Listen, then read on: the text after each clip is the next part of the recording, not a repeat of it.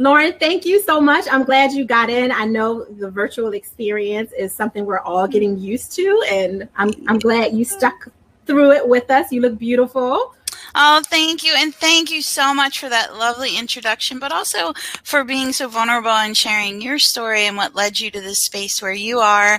Your book is phenomenal. I know we've talked about it a lot, but I have embraced it. And the thing about your book is you kind of have to keep revisiting it because you sometimes forget or don't make the space to be selfish. So I thank you and I applaud you for creating something that is so meaningful and pertinent and needed today. Oh, thank you, Lauren. With that, I'm going to bow out and get out of your space so you can make room for all of the great things that you're giving. I really appreciate you, and I will see you back for Q&A. Awesome. Thank you. Thank you. Thank you. I am going to open my screen up here and share with everyone. Let's see here. Got it. All right. Now, everybody should be able to see my screen and hopefully me. We are going to be talking today about managing stress. And we're going to talk about not just managing it, but really going deep into how we experience stress and how it shows up for us. And then what that means externally, how others see that. So hang in with me. This is going to be really a lot of great information for you, and I think you're going to like learning about it. And I'll try to keep my eye on chat as we're kind of going through. So beating everyday annoying stress together. Right now, we are all navigating through some sort of chaos, and I feel very confident saying that to all of you because your chaos may look very different than mine. And this could be things from managing, children and homeschooling, which is a brand new territory for some of us. This could be figuring out what work looks like. Maybe you've had a transition in your work. Maybe you were impacted by layoffs that happened through the pandemic. Maybe you're getting your footing underneath you to figure out what's the next move for you.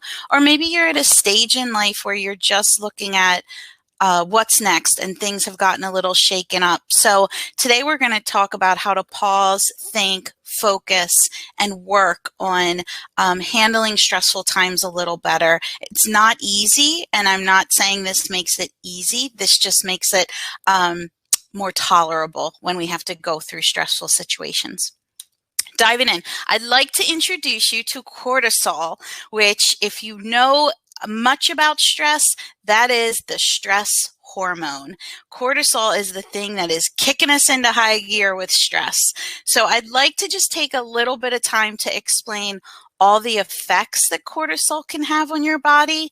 It can have very good effects. It can be good. It's what triggers that flight or fight response. But it can also bring some not so good things into the picture as well. So things like a decreased immune system, decreased metabolism, a lot of depression can come from cortisol and stress-induced depression. Chronic fatigue, sleep deprivation, so both ends. Maybe you're always tired, but you're not really able to get a good night rest. Migraines and headaches, having some hostility, hunger, eating habits go into a lot with cortisol, and your diet and the way that stress can cause people to overeat, undereat, not eat, not hydrate. It has a ton of effects, and so it's really important for us to be able to gauge when stress occurs, how we handle that and how we work through that. So I'm going to just ask you all, maybe drop it in the chat box, but how are you experiencing things when you are under stress? Which of these show up for you? And just take a minute to kind of look at the list and think through what shows up for you, or are any of these indicators that you are stressed? See here, be able to see your chats, your lovely little chats. Great, great, great, great.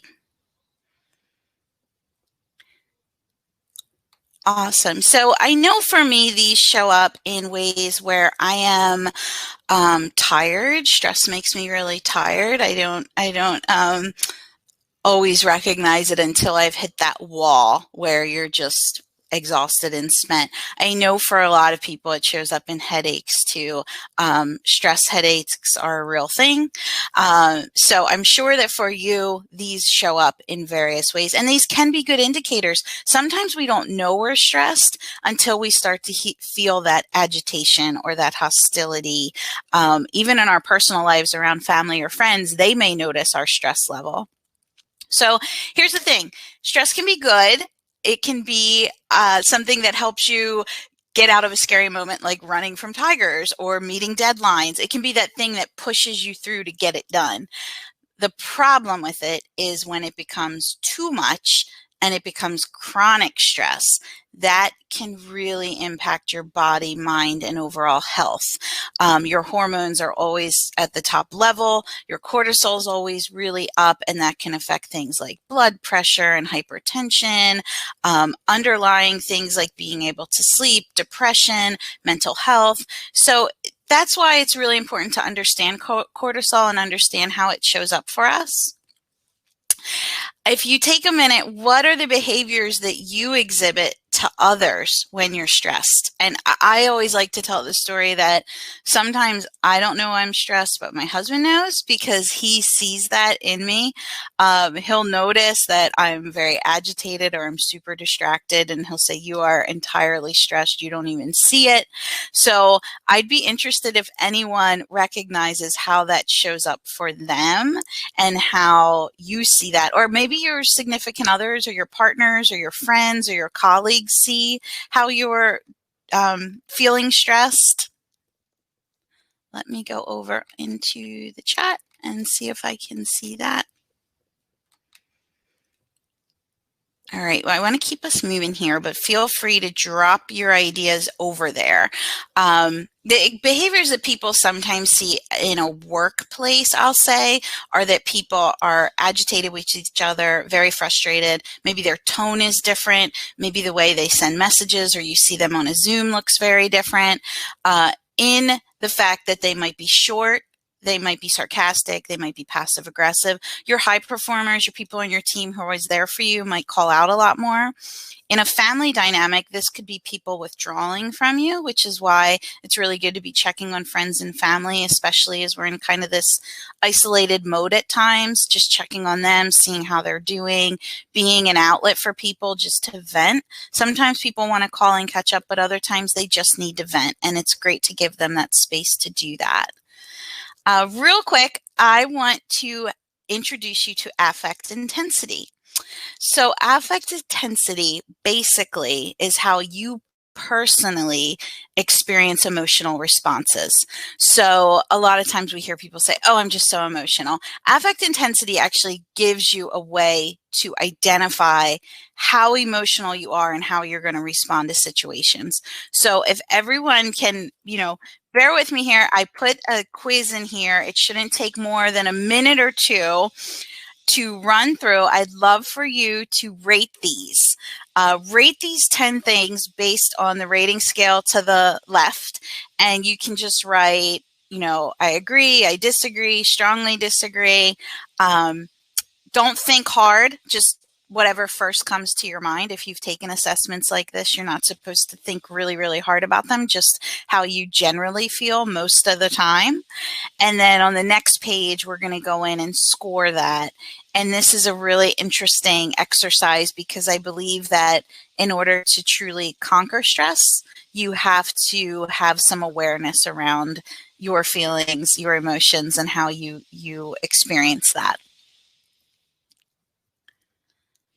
So I'll give everyone a minute or two to check into that and to jot your answers down. I know when I did this, I thought it would look one way, and it looked very, very different.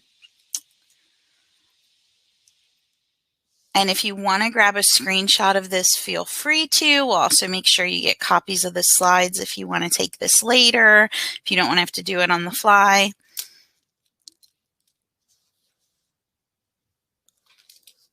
All right, and so now I'm going to have you score those answers.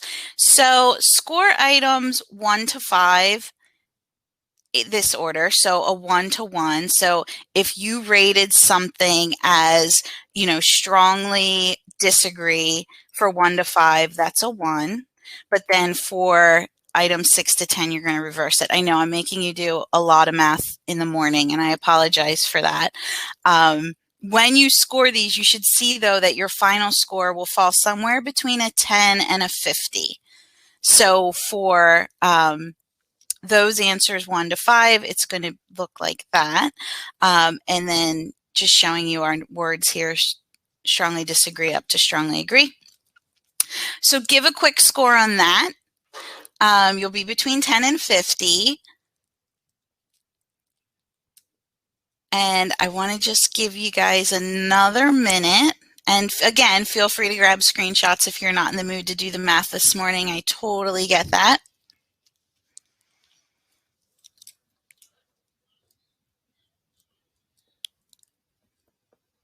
All right, so when you get your number, I want you to keep something in mind. There is no right answer. There is no wrong answer. This is just something to build awareness. The more aware you are of these things, the better you'll be when you come into chaotic and stressful situations. So if you get a 50, okay. If you get a 10, that's okay. I am on the higher end of the spectrum. I am very emotional, and I experience things from an emotional perspective. If I talk to someone and I sense that they're going through something, I really, really can empathize and feel that. I also can get very, very emotional over anything, name it, movies, commercials, things. When my husband gives me cards every anniversary, every Christmas, I cry and cry and cry because I'm just an emotional person. So I recognize that about myself. Keep in mind where you fall. Keep in mind that, I'll jump to that in a minute, that you just want to know this. You just want to know, okay, I'm going to respond to things in an emotional way. So when something is thrown at me, my first reaction may not be the most rational if I'm an emotional person, or I may have to temper or pay attention to my reaction if I'm lower on that scale. But hopefully that gives you a little bit of insight into where you are emotionally when things come your way.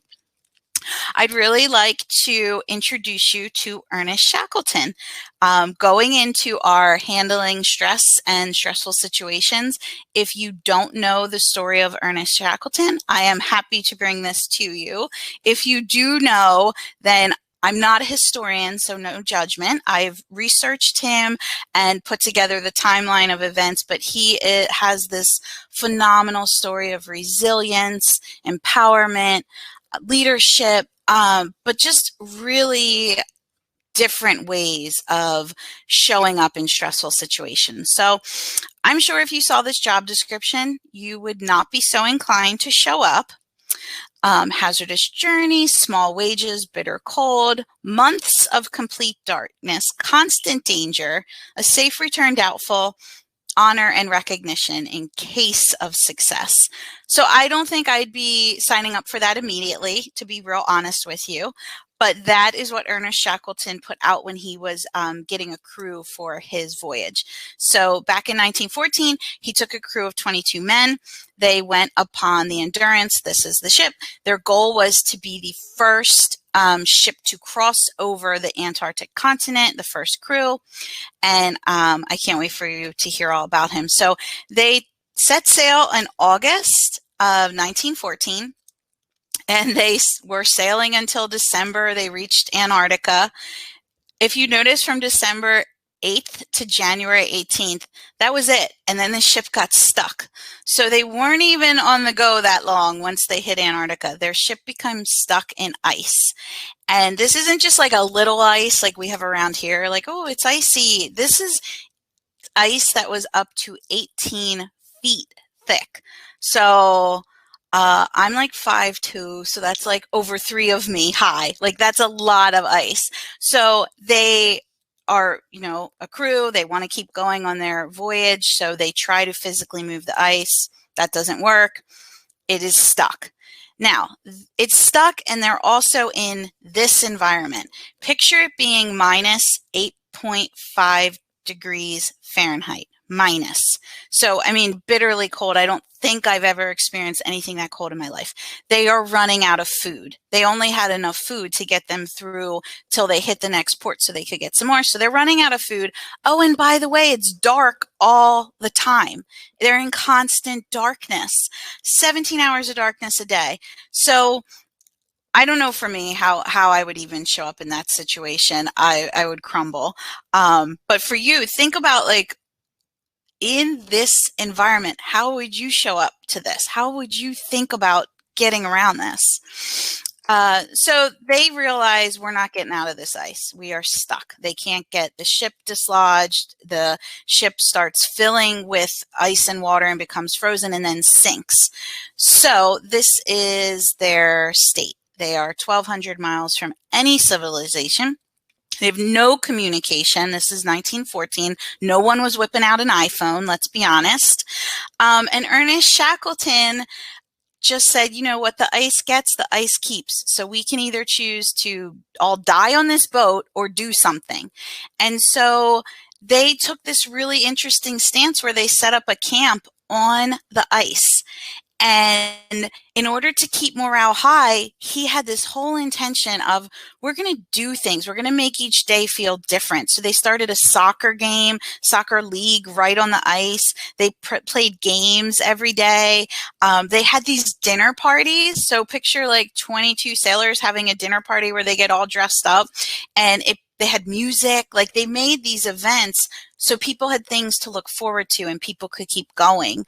And that's really interesting because in the space we're in today, you may be home with your family, like me, 24/7, and there doesn't seem to be a lot of variety, but we found if we just do little things every week to change it up, go somewhere, do something outside, it really does keep you going and it doesn't feel so hard every day. The other thing he strongly believed in is routine and chores and consistency. So even if your job before the ship was stuck in ice was to mop the floors, even though the ship was stuck, before it sunk, you were in there mopping the floors. Every day you did your chores. Even though the boat wasn't moving, they still kept doing their science and their experiments because they were explorers. So they continued doing that as much as they could. They all had to get haircuts because he wanted people to look really well kept while they were stuck in ice. And he believed strongly in the routine and the consistency. So, you know, to kind of sum up his story, they decided to leave the men on the ice, and a small group of them set sail for another island. You should really read this story in depth because I am summarizing it, and it is extraordinary. Ernest Shackleton took 6 men. They got to a smaller island. They had to leave some of the men on that island and keep going. They had to go to a whaling station and get help. But to get there, they had to climb over a mountain and slide down it. And it's just an incredible story how he just kept going and had faith in his people. So September of 1916, over 2 years later, their entire crew was rescued. I believe only one person out of that entire crew died. So it's pretty phenomenal that he could lead them out of that. But the most interesting story is his leadership traits and characteristics. So they have documentaries too you can watch about him, but he constantly had energy and enthusiasm.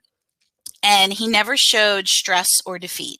But years later, they found his journal, and it was very honest and vulnerable. And there was a lot of fear and doubt inside Ernest Shackleton, but he never showed that to his people. He just made sure he kept showing up as a leader. He believed in the importance of celebration and fun events. He had an unshakable faith in his second in command, which means he could delegate things and get some help. So think about that in your life. Where are you asking people for help? You know, they always say that cliche of put your own air mask on and whatever. Sometimes that doesn't really resonate with me because I don't get that. I have little ones and I would totally put theirs on first. But they say that you have to be able to take care of you. And I think that he could do that by having the faith in the second. So where in your life can you ask someone for help? Where in your life can you ask someone to take some of the load off your back? He also maintained a will that anything could be achieved. They were not stuck. They were not doomed. They were not going to die. There was always a way out in his mind. They tried many, many different things. I paraphrased that very short, but I encourage you to go read about him. I have some references in the back here. So these are the keys to survival. These are my 3 takeaways from Ernest Shackleton. And every time I read about him, every time I hear about him, these are the 3 things I think are the most useful for all of us today. You know, over 100 years later, what can we do? And because everyone loves alliteration, this will be easy for you to remember, I promise. So focus on responsibilities and routines. Anytime you're in a stressful, anxious situation and you feel incredibly overwhelmed, one of the things you can do is get present in the moment, but focus on the normalcy and the routine. When COVID hit, I work with a lot of clients who didn't know what to do. They were paralyzed. They just didn't know, do we close down? Do we see what's going to happen? I can't work. The state is closed down. But having a sense of normalcy of what is the very next thing right in front of us. Okay, on Monday, we do our Monday meeting. On Tuesday, we do our billings. On Wednesday, like keeping that task really makes people calm. And in your own life, having responsibilities and routines keeps you calm. Even me, as a business owner, mom, wife, there's a lot going on. And when I feel myself getting really like overwhelmed, I'll just do dishes. And that actually is just a sense of calm. I've heard that doing like just really mundane tasks can help limit anxiety and help you feel a little more at peace and at ease. So focusing on routines and responsibilities, I want you to think about what kind of routines in your daily life could you do when you start to feel stressed. My survival tip number 2 is delay, not disaster. Having a growth mindset that when you hit a setback, it's just a speed bump. It's not the end of the road. It's not a cliff you're going to fall off. This is just a speed bump. Things are temporary. Failures are learning opportunities. Look, I started my business about 1.5 years ago. Every week I fail at something. Every week I'm learning, and no one gives you a manual for how to do this stuff. You just figure it out. But I always look at it like, okay, I won't do that again. I learned from that one. I'm not going to do that. And so if you treat failures, you treat setbacks as just learning opportunities, as ways to keep going. If you're trying something in your life that's not working, maybe you're interviewing for a new job and you're putting yourself out there, and you learn one day that answering a specific interview question in a certain way isn't working, change it up next time. Just chalk it up. Don't beat yourself up over it. There's nothing we can change about yesterday. We can just affect today and tomorrow and forward. So just be mindful that, you know, any delay is not disaster. And then the tip number 3 would be controlling character. So don't lose sight of your character in the absence of control in any situation. So show up as your best self. And I'm going to say something that might be counterintuitive to some people, but I would say that showing up as your best self is showing up as your authentic self. So if that means someday you're not at a 10, you are burned out and you're at a 5, show up as that and be honest about where you are. But be authentic and be true to who you are. In a stressful situation, we took the assessment. If you find out that you're an emotional person, recognize that and say, okay, everyone, this happened and I am freaking out and I don't know what to do and things are spiraling. Who can help me kind of put the pieces together and look at this in a pattern or look at this in a logical way? The more you can stay true to who you are and show up authentically, the easier your life will be. So as I work with a lot of assessments, I work with a lot of personality assessments, and the thing a lot of them test is who you are in life personally and who you are at work professionally. And some people are like this because at work they have to show up as someone totally different than who they really are. Maybe they're an introvert, but they're in a sales role, so they're on calls all day long, back to back to back. That gets really draining over time because you're stretching really far. The more you can show up authentically and use this as you're looking for your next leap, your next job, your next career, your next step. Who are you authentically, and how can you align that with what you want to do? So here's what you can do to help others, because I know we're not in this alone. You have friends, you have family, you have colleagues, you have business partners, you may have a team. These are some suggestions of what you can do to help others, because it's not good enough just to help ourselves. Trust me, you'll feel better when you help the others too. So keep them focused on the mission, whatever that mission is. If you're trying to get to a destination and you are driving with your entire family in the car, they're all going to get weary. They're all going to get kind of agitated, but keep in mind the mission. Where are you going? What are you going to do when you get there? What is the big picture? When people tend to get stressed, they get caught up right in the here and now. And if you can elevate them and give them a vision of where you're all headed, that will help so much. That will help reduce confusion, frustration, stress. And then take time to celebrate every day. Every day there's something little you can celebrate. I know you think I'm crazy, but every day there's something good in your life that you can stop and be grateful for, or recognize, or just celebrate. Just make it a fun. I think that's why Taco Tuesday was invented. I really do. And I fully support that. So even if it's that, make it that your celebration. Ask for input and ideas. You don't have to have all the answers. And this is a big one. A lot of people, kind of speaking to what Nikita was saying earlier, you don't have to know everything. You can lean on others. You don't have to always be the one giving. Lean on others for their ideas and their problem solving. If you hit a wall, you're not sure, what do you think? What do you think we should do here? I'm not thinking clearly about this. What are some of your ideas? And don't be afraid to deviate from the original plan. I think sometimes we get so set on the how we're going to do this that when speed bumps come up, we get stuck and we can't even go around and keep going. We're just stuck. And well, this isn't how we thought we'd get here. That's okay. You just need to get to where you're going. So if that means you take a detour, or that means you go by boat instead of car, or that means something changes, just be okay with deviating from that plan and let them know it's okay to do that. That's where being inclusive and bringing their ideas in will really, really help. So final things I will leave you with. I am keeping an eye on my time. I think I have about a couple more minutes here. Thought one, stress can be good.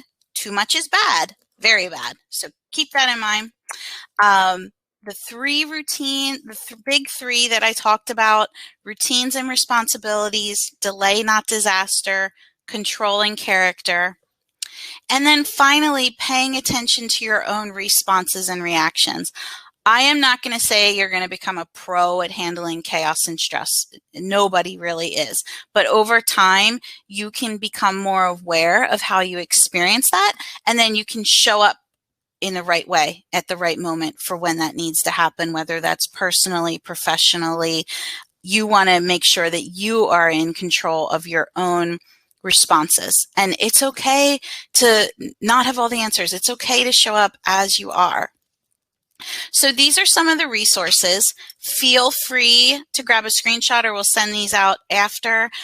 Forged in Crisis is where I did a lot of research on Ernest Shackleton. It's a wonderful book. There's also some great YouTube videos out there, and it is a fascinating story. So if you have, I think the video is like 14 minutes. If you have time to do that, I highly, highly recommend that. These are all the places you can find me. So if you want to continue this conversation, if you want to get our newsletter, if you want to follow us on any social handles, please do that here. And then finally, one thing that I really, really, really, really like being able to do are have learning reflections. So one new thing you learned today, we're going to drop these in the chat, and I don't want anyone to be shy. And one reinforced learning, something you kind of knew a little bit, but now you know a whole lot better. So can we drop those in the chat of what things you are seeing, and what did you learn today? Did I drop any knowledge? Is there anything sticking with you guys? I see Sharon wrote, taking time to reflect on mistakes, analyze what happened, learn to find optimal ways to improve, or at times change direction. Yes, yes, yes, yes. that changing direction is so much easier said than done. But here's the thing. The more you do it, the better you feel about it, because it is just something that takes practice, like riding a bike, like anything. You got to just keep doing it. I see Gracie dropped in there that even our mistakes should be celebrated because it represents growth. Absolutely. Absolutely. Try not to beat yourself up over little things that get in the way, because they are little things. And I know they feel like big things. Trust me. Trust me. I know this has been the year of big, sucky things for real. But I think we've all shown a ton of resilience. And it's so nice to see people coming together. So nice to have people like Gracie and Nikita in our lives, because they bring light and love and energy. And I think the more we can surround ourselves with people like that, we can get through anything. I mean, anything. Throw it our way. Pandemic, election, anything. We can get through it. So I saying, you know, regardless of what it is, we can get through it. And then that's where oh, good. It sounded like a clever ending. Good. It was perfect. I wanted to make sure that I've read some of the questions that came in through the chat for you. And I have a couple of my own if we have time for it. That was a fantastic presentation. Thank you so much. So much so I had to stand up at my desk. You notice this? I'm not vertically challenged like I was before when I was like all the way down here. You literally made me stand on my feet, Lauren. You're amazing. Oh, thank you. But you know that already. You know how much I love you. Thank you, Nikita. You're welcome. So we have a couple of questions. All right.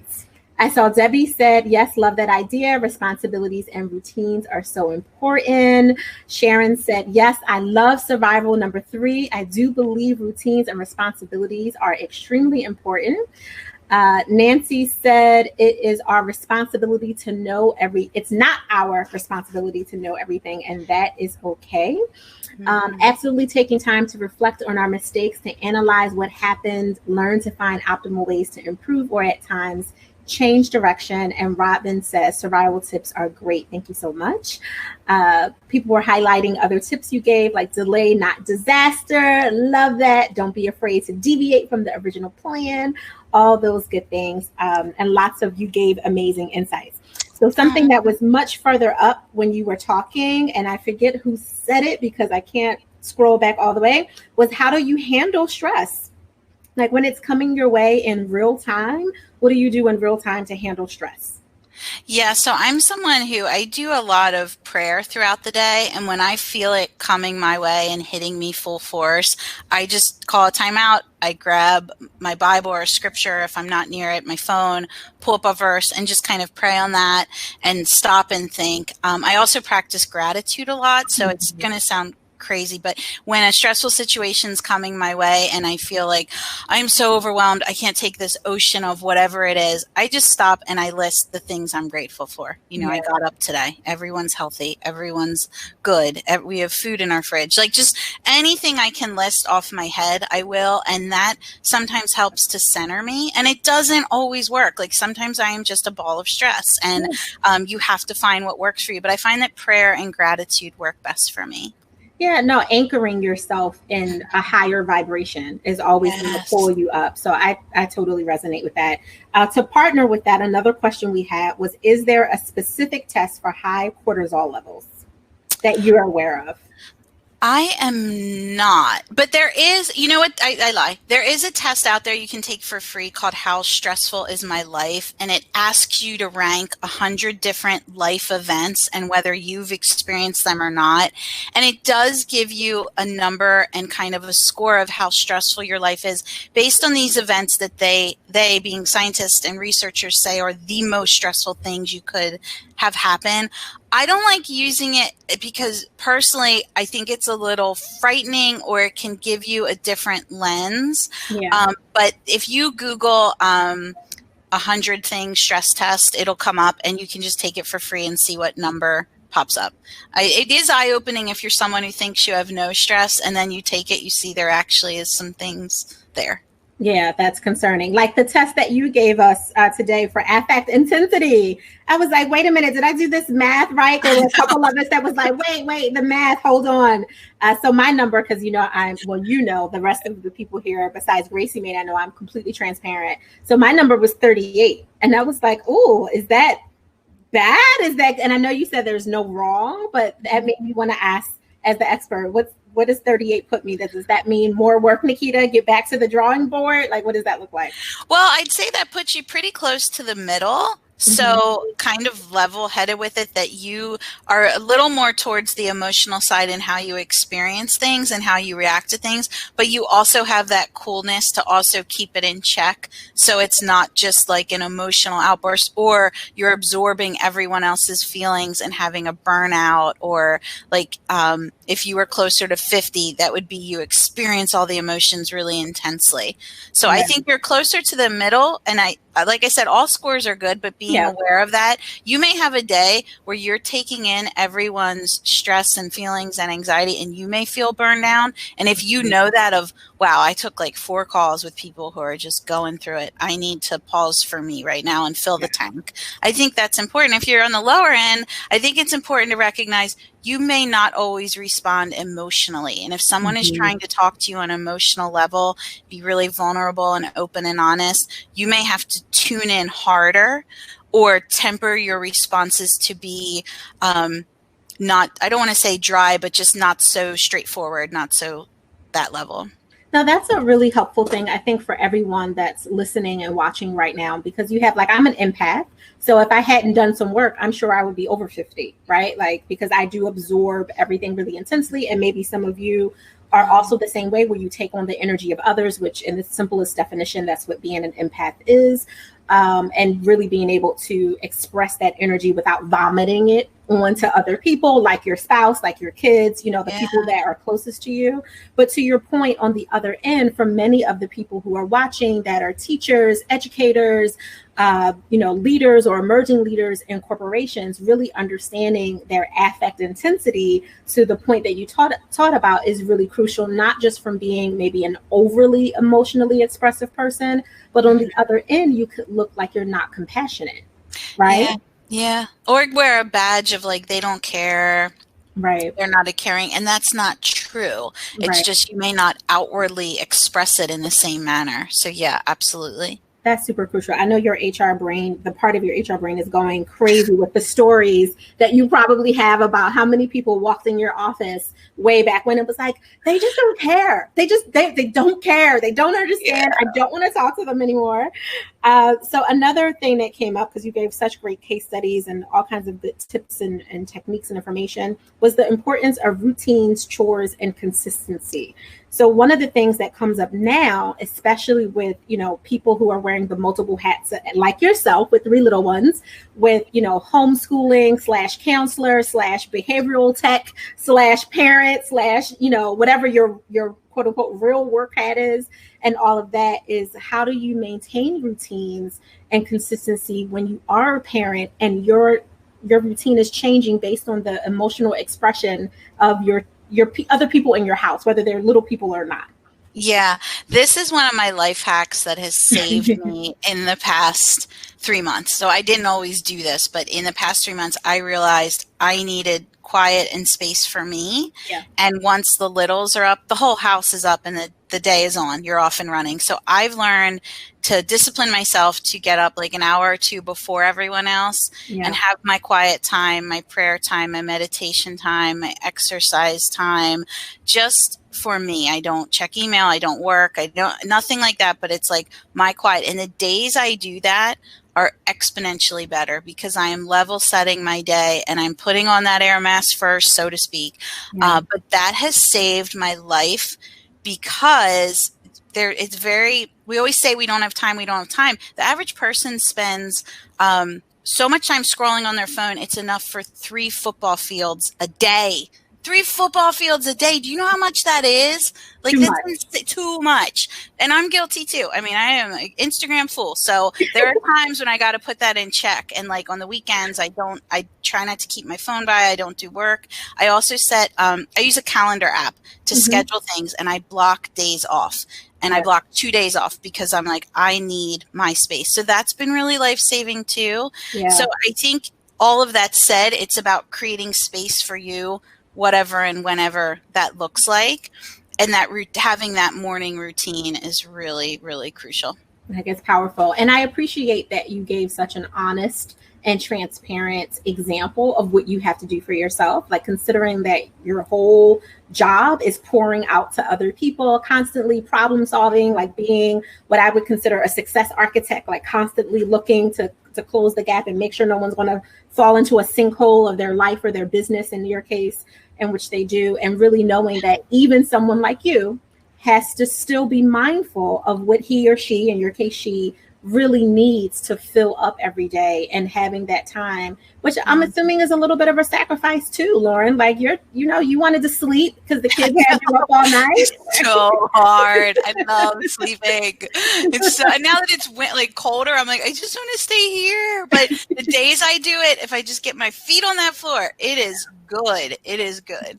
Exactly. In between helping your husband find his keys, right? Which is every day it's something. Every day. Yesterday was like the manual to the washing machine. I'm like, this is not a life priority. There are life priorities, and I'm telling you right now, I will Google it and find you one. Like, put it away.